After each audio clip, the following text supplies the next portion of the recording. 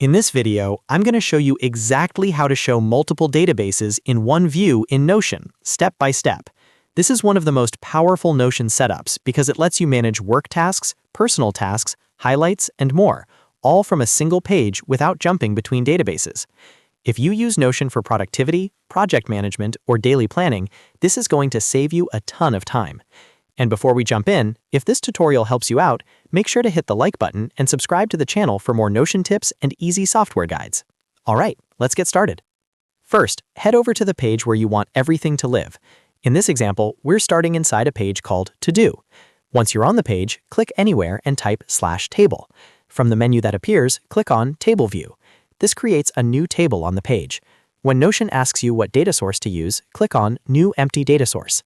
This means we're creating a brand new database instead of linking an existing one. Now, give this database a name. Type in Work Tasks and press Enter. This will be your first database. Inside this table, click on New and add your first task. For example, type Write Report. Next, we'll add a status to this task. Click on Add Property, choose Status, and you'll see the default options like Not Started and In Progress. Click on Not Started first, then change it to In Progress, so you can see how statuses work inside this database. Now that the first database is set up, let's create a second one. Click below the first table, type /table again, and select Table View. Once again, click on New Empty Data Source. This time, name the database Highlight. This will represent a different set of tasks or items separate from your work tasks. Inside this table, click on New Page and type Buy Milk. Then click on New Page again and type Gym. Just like before, click on Add Property, choose Status. And now this second database also has its own status tracking. So at this point, you have two completely separate databases on the same page, but they're still not shown together in one view. This is where the magic happens. Scroll down to where you want the combined view, click and type /linked.